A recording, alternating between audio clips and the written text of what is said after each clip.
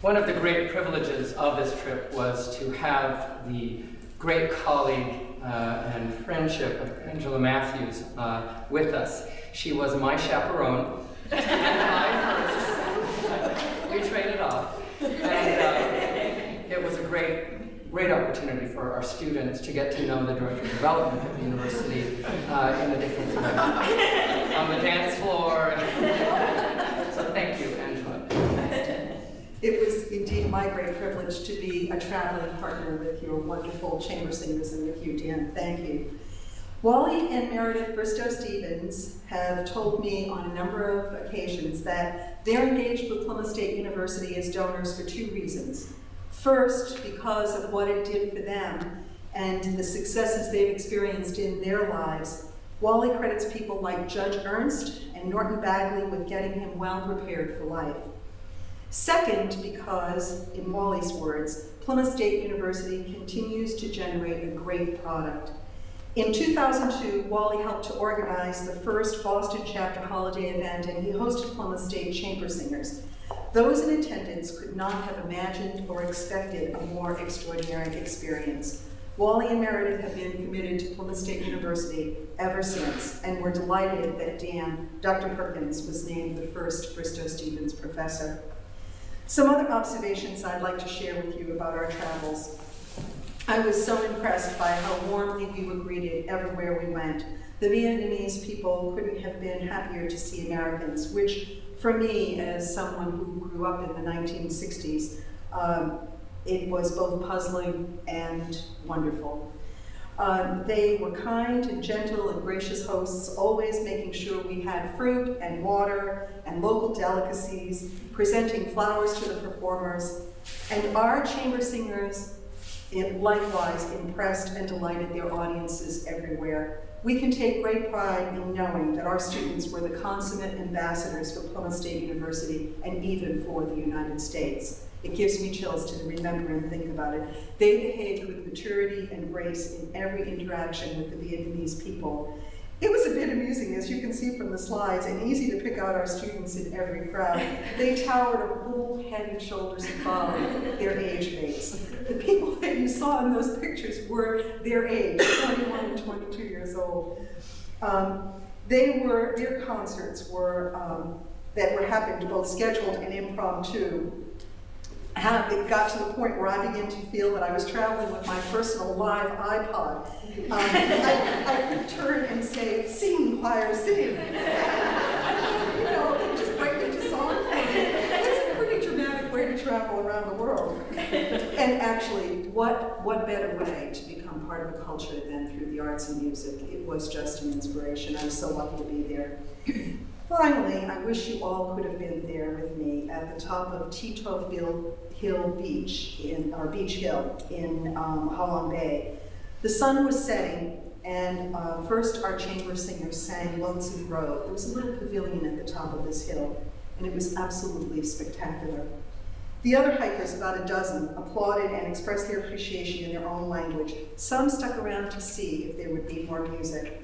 And indeed, they were the lucky ones. I asked Dan for something reverent to fit the setting sun, and he chose Ubi Caritas. It's no exaggeration to say that the moment defined transcendent. And we knew that because all that could follow that moment was silence.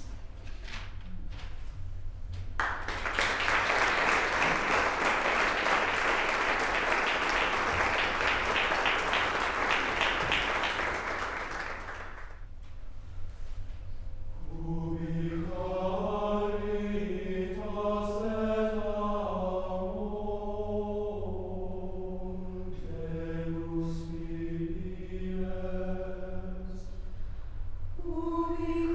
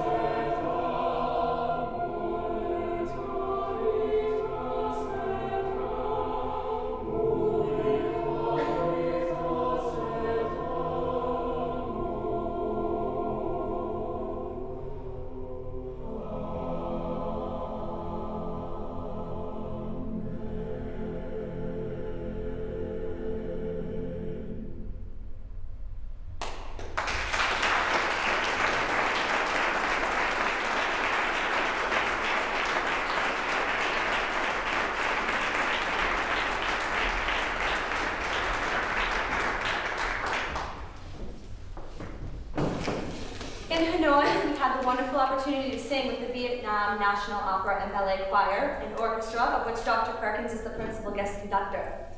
The people in this choir range from about 25 years old to about 40. Some of them speak English very well, and some not at all. Even though this barrier was present, we all still communicated so well. Starting on day one, when Jenny Cooper led all the women in rehearsal for the pieces, I knew the entire process would be a success. Throughout the whole week, all the Vietnamese were so eager to learn from us, as well as teach us things that we didn't know about Vietnam and their culture, as well as tips within the Vietnamese songs. While singing the pieces, we worked off of each other and really listened to one another in order to perfect both sets of songs, the American and the Vietnamese. Every American student sat next to a Vietnamese singer. One of the women in the alto section that Chelsea and I sat next to couldn't speak any English, but loved us so much that she invited our whole choir over to her beautiful house to have a nice traditional Vietnamese meal. What a special treat it was. To my right sat a Vietnamese tenor named Vu. Every day at rehearsal, I got a laugh out of him. He just thought everything was funny, which made me think everything was funny. Overall, the rehearsals were fun, but we also worked really hard, and the results were stunning, I think because we all connected so well in rehearsals.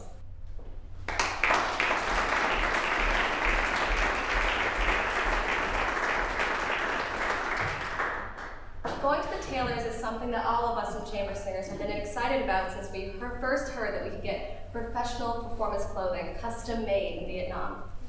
A majority of our experience there was being introduced to such a unique and wonderful culture, and clothing is certainly a part of that. Different cultures dress differently. And we happened to notice that the Vietnamese didn't just dress well, they dressed beautifully. When we arrived at the Taylors, we began by choosing the colors we wanted our new outfits to be, and then we were measured in every possible way to ensure that our new clothes would fit us like a glove. A few days later, the tailor arrived at our hotel in Hanoi, and we were more than excited to see what he was creating. As you can see, the men are all wearing custom-made shirts in the traditional Vietnamese style with handmade tuxes. As for the women, we are wearing the Vietnamese traditional dress known as the áo dài, which literally means long dress. Wearing a piece of Vietnam's culture made straight from the source was a definite contribution to our experience.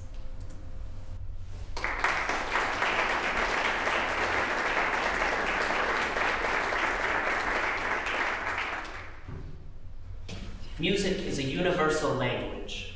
I can't really say that I knew what that meant until I traveled to Vietnam. One night, Bing, one of the tenors in the VNOB, took us out to eat char cát, a common native dish. After some coaxing, we convinced him to sing for us. What an amazing sight. A Vietnamese singer singing an Italian aria in a little cafe. Later that evening, we all took cabs over to see a club and see one of the percussionists from the VNOB perform with a jazz combo. Lauren was able to perform a few jazz standards with the band after they finished their regular set. It was interesting to witness these two very different styles of music, both common in the Western world, being performed on the same night, so far from where either originated. It is truly remarkable how music can transcend these boundaries, becoming a common denominator between these different cultures.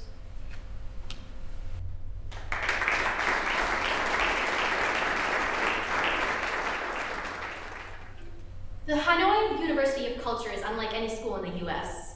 Its mission is to preserve and promote Vietnamese culture through the visual and performing arts, literature, and tourism. The students we met there were studying to be curators and managers of museums, librarians, journalists, and tour guides, among others in that vein. As was the case at each school we visited, the hosts were eager to make welcoming speeches. Although it amazed me at each school how similar our educational values and our global ideals were, the administrator at this particular university struck me. He spoke about the importance of national culture, of a bond among citizens. But he was quick to include that these traditions are nothing if not shared throughout the world. He spoke of the delicate balance that must be held when two cultures cross. It's important to be receptive and open-minded, but not to let that compromise the core of your own values and traditions. After he spoke, there were two performances that had been prepared for our visit. The first was a girl singing in the traditional Vietnamese style. The second was a group of dancers who seemed to incorporate pieces of contemporary dance with gestures and group formations that we had seen in the very traditional dance styles at the Citadel in Hue. It was such a perfect example of this balance, this sharing yet holding on. After the concert, it was like Beatles mania. I think Dave McLean literally had girls hanging off of him. It was surreal. We took many group photos, as you can see, and we had to be lured, almost escorted onto the bus by Dr. Perkins. On the bus, once the door closed, the energy suddenly came down. Dr. Perkins took advantage of the moment to comment on that experience. He asked us, "Have you ever been that excited about anything? If a Vietnamese choir came to PSU, how would you react?" We were silenced by the realization that we would not remotely behave in the fashion that they had. But because of that realization, I think that we all decided that we would do our best to allow ourselves to be excited, to reject that typical American cynicism, and find that instinct within ourselves to be free in our childlike enthusiasm.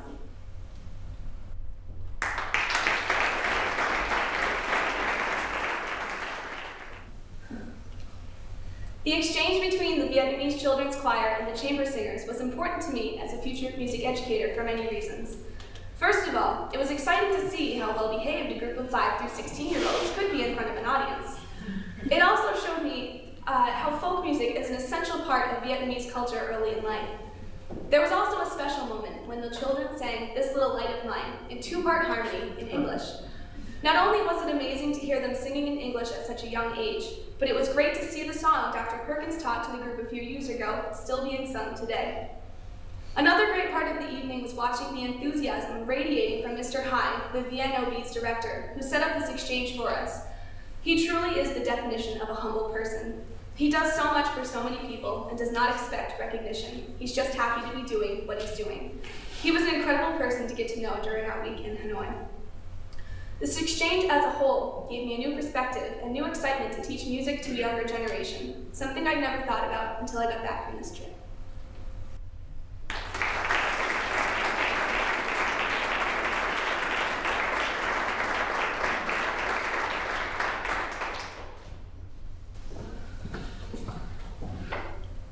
Later in our tour, we were privileged enough to perform for and with the students of the Hanoi University of Pedagogy Arts. As with all our guest performances, they were so genuinely excited to meet us and perform with us. And even though we were treated like celebrities, we were more honored to be given this kind of opportunity. This collaboration between our universities was unique and unforgettable. Before our actual arrival in Vietnam, we prepared ourselves in one way by watching Anthony Bourdain's No Reservations. In that show, we saw some of Vietnamese traditional stick dancing, and after our performance, we were literally thrown into their dance party. We attempted their stick dance, and some of us failed miserably. This continued as we did the ballroom dancing and many other styles. Never once did any of us run out of any dance partners, as they were all ready and willing to dance with us. But nonetheless, we all enjoyed ourselves immensely. This culture has amazed me with how generous and innocent-hearted they all are. We made yet more acquaintances and left being more humbled and touched due to their sincerity.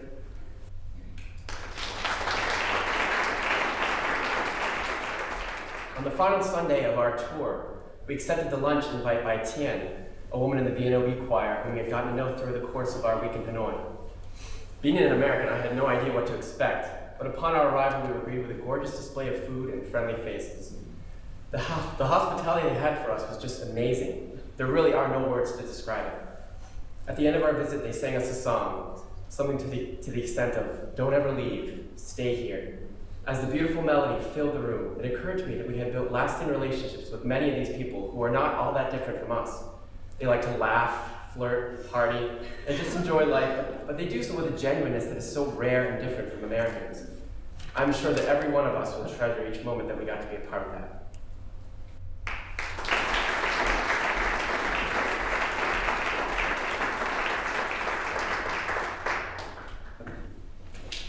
Our experience performing at the Opera House was doubtlessly incredible. It was divided into 2 parts, with the chamber singers opening the first set, performing our repertory. Afterwards, we walked off stage and came back on for the second half with the VNOB choir and orchestra to perform the music we had been working on together throughout the week. Performing for a Vietnamese audience was something that we had grown accustomed to by this point in time towards the end of our trip. Often, our audiences throughout the tour had many members who talked through our pieces for numerous reasons. They were probably talking about how different our American music and accents sounded, as well as commenting on how different we looked and sang. I learned that talking was not to be taken as rudeness, but to accept the fact that we, as a group, looked and sounded not at all like the Vietnamese, which had, for the previous 2 weeks, given our audiences a lot to talk about. This is what made the specific performance so special. From the second our voices began to resonate in the opera house, in which almost every seat was filled, you could hear a pin drop. This quiet yet exciting, on the edge of your seat environment allowed us to create the most sensitive, tender, and stirring sounds I've ever known to sing with an ensemble. There were unexplainable moments of total immersion in the music, moments of complete captivation for the audience, but especially for us as an ensemble. I learned here that there is a great deal of power in the most subtle of moments, and I was so grateful that our audience seemed to truthfully respect and enjoy our art form. Our performance with the VNOB choir and orchestra was equally moving. As an American, to be able to sing music with text stating, "I've got peace like a river," with the Vietnamese was remarkable. These people are incredibly welcoming and forgiving.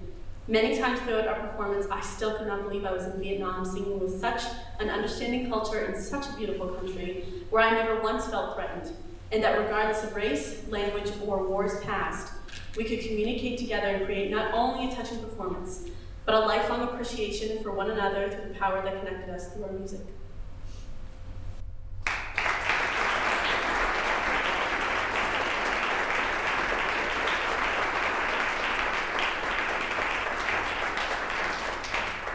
One of the greatest joys of teaching is seeing our students graduate and successfully begin their own teaching careers. Graduates of the Department of Music, Theater, and Dance are accomplishing magnificent things throughout the world. Currently, we have 3 alums teaching in South Korea and 1 alum teaching in Hong Kong, just from our department. All 4 of them flew to Hanoi to meet us and participated in the final concert at the Opera House. I've asked Jenny Cooper, my student assistant, to whom I owe a debt of gratitude for her great assistance on the tour and with this presentation, along with Chelsea Pendleton. I've asked her to read these students' comments. Following that, we will sing a short portion of our concert program in conclusion. This first comment is from Chris Lukos, who graduated last spring. Chamber Singers was one of the most important courses I was a part of during my time at PSU. Not only did we sing a range of music that scanned the centuries and numerous cultural backgrounds, but we were moved to acquire a better knowledge of the history